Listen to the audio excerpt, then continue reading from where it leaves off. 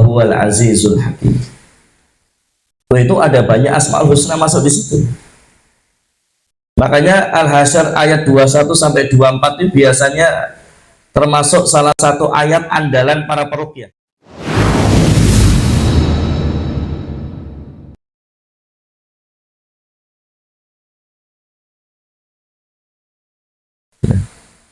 Maka nanti kemarin ya kami sampaikan ada satu ayat, cukup satu ayat itu diulang-ulang sampai 100 kali. Wah, itu bikin jin terbakar itu.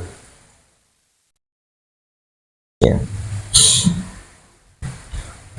Jadi pengulangan dalam metode ruqyah itu penting. Al-Fatihah baca 7 kali, Quran baca 21 kali, kurang terus. Kalau memang hafalnya cuma Al-Fatihah, ya sudah baca itu aja. Nggak usah baca-baca yang lain. Yang lain juga nggak hafal kan itu ya. Kalau yang dihafal memang Al-Fatihah dan Al-Mu'awwidat itu dibaca diulang-ulang. Atau kalau yang dihafal cuma Al-Fatihah ayat kursi nggak apa-apa, itu aja diulang-ulang. Tinggal perbaiki keimanan dan ketawakalannya kepada Allah, perbaiki tadi. Dia sadar apa yang dia baca dan dia fahami itu. Ya. Nah ini jamaah yang dirahmati Allah Subhanahu wa Ta'ala. Kalau sihir yang menimpa Aisyah, Aisyah pernah kesihir atau tidak? Pernah. Aisyah radhiyallahu anha pernah kena sihir. Ini dikisahkan oleh Imam Ibnu Qayyim dalam kitabnya yang berjudul Ruh.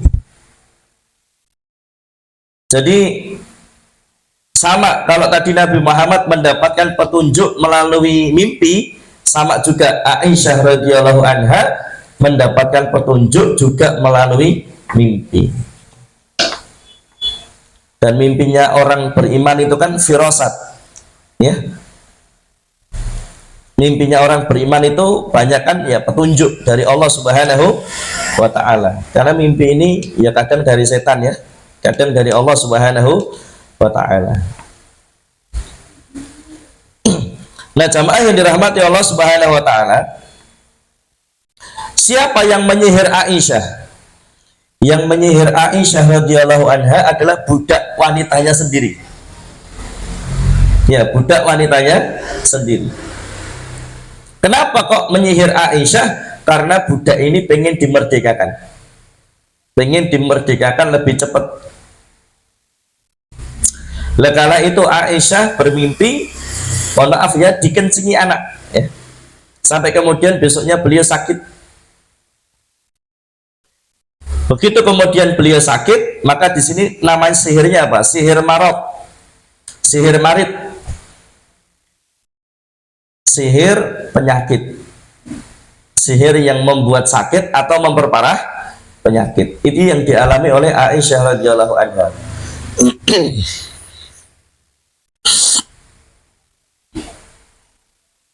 Terus cara pengobatannya bagaimana? Lewat mimpi.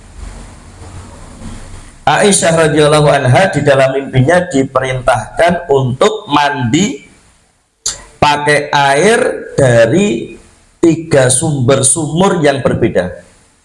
Saya ulangi, bermimpi diperintahkan mandi dari sumber air 3 sumur yang berbeda.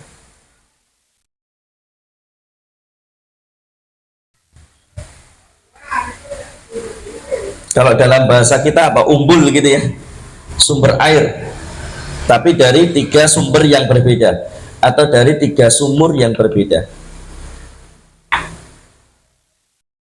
Kalau yang dipakai dukun kan kebanyakan 7 sumur ya, ini 3 sumur. Jadi ternyata itu made in Islam, punyanya Islam, metode itu punyanya Islam. Tetapi kemudian wong Islam tidak pernah pakai, sing pakai malah dukun. Yang pakai malah dukun. Nanti gini jamaah, dalam terapi ada 2. Yang pertama namanya adalah ruqyah. Yang kedua namanya adalah nusrah. Nanti yang belajar ruqyah Kalau ruqyah kalimatun mafhumatun masyru'atun tuqalu ala sabili du'a fi hadratil marid raja'a syifa. Kalau ruqyah itu intinya apa? Kalimat yang dibacakan. Jadi ruqyah itu jampi-jampi, kalimat yang dibacakan. Apa yang dibacakan? Antakun nabi kalamillah au bi asma'illah wa sifat. Yang dibacakan Al-Qur'an, kemudian juga Asmaul Husna atau doa-doa yang disunahkan Nabi Muhammad SAW. Jadi ngafalin Asmaul Husna dikit-dikit. Tapi ada ayat di dalam Al-Quran yang mengandung Asmaul Husna lumayan, yaitu di surah Al-Hasyr ayat 21 sampai 24 paling bawah. Lau anzalna hadzal qur'ana ala jabalin la ra'aitahu khashi'an mutasaddian min khasyatillah wa tilkal amsalu nadribuha lin-nasi la'allahum yatafakkarun. Wallahu alladzi la ilaha illahu alimul ghaibi wasyahadah huwar rahmanur rahim. Wallahu alladzi la ilaha illa huwal malikul quddusus salamul mu'minul muhaiminul azizul jabbarul mutakabbir subhanallahi amma yusyrikun. Wallahul khaliqul bari'ul musawwiru lahul asmaul husna yusabbihu lahu ma fis samawati wal ard wa huwal azizul hakim. Itu ada banyak Asmaul Husna masuk di situ. Makanya Al-Hasyr ayat 21 sampai 24 itu biasanya termasuk salah satu ayat andalan para peruqyah. Lawang Al-Quran ketika diturunkan di gunung saja gunungnya hancur, apalagi hanya jin, apalagi hanya bakteri, apalagi hanya kuman, apalagi hanya sel, dan seterusnya.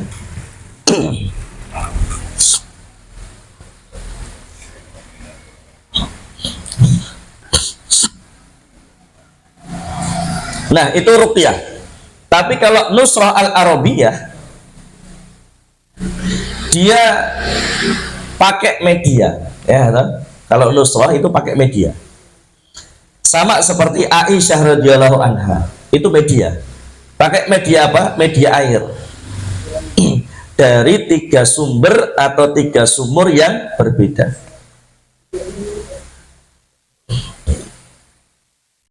Apalagi medianya?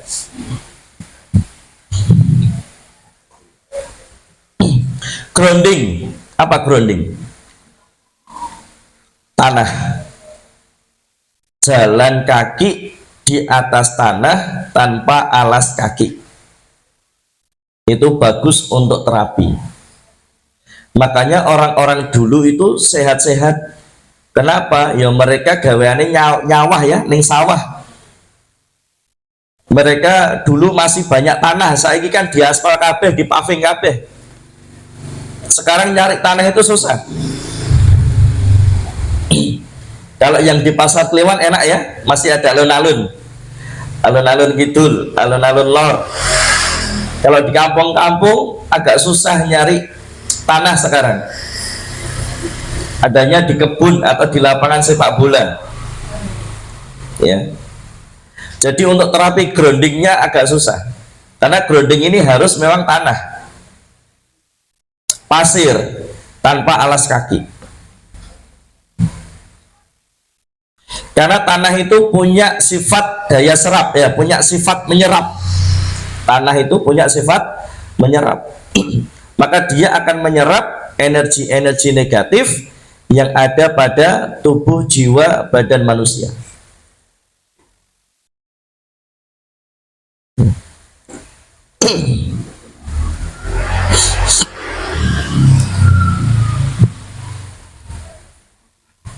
Itu namanya nusroh, grounding, ya. Termasuk kena sihir dibiasakan tiap pagi, daripada habis subuh tidur kan ya, tiap pagi cari tempat yang ada tanahnya. Naik sepeda motor dulu enggak apa-apa, keluar dari rumah cari lapangan yang tanah, kemudian dia turun jalan-jalan di situ tanpa alas kaki. Terus kemudian apa? Pantai, laut, sama.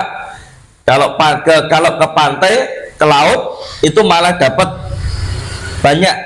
Yang pertama groundingnya dapat karena dia pasir pantai ya, tanpa alas kaki. Yang kedua, dia duduk, biarkan ombak itu mengenai badannya ya, biarkan ombak itu mengenai badannya, tapi ojo nengah-nengah ya, malah ketut yang tengah kelelep ya.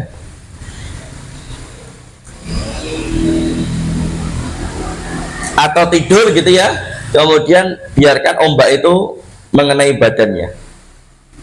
Groundingnya dapat, garam lautnya dapat ya, groundingnya dapat, garam lautnya dapat. Karena garam juga diakui bisa membantu dalam hal menetralisir gangguan jin, sihir ya. Garam laut, jangan garam halus ya, pakainya garam apa itu namanya, grosok ya, gerasak, grosok apa ya, garam laut lah ya. Nah, itu beli di pasar banyak, bilang aja garam laut gitu. Grounding ya, terapi. Maka sebetulnya piknik atau healing yang paling Masya Allah itu ke pantai ya, healing terapi itu ke pantai. Kemudian apa, ciblon ya, basahi badan dengan air laut. Wah, itu luar biasa. Daripada piknik ke mana? Kemana ya? Ada juga yang ke masjid, juga ada ya ke masjid. Tapi mau foto tok, habis itu mulai. Di masjid mau nunut foto tok ya. Kan banyak itu ya. Di mana masjid Tinggilingan itu deh, orang datang cuma foto habis itu pulang. Ya. Wisata religi.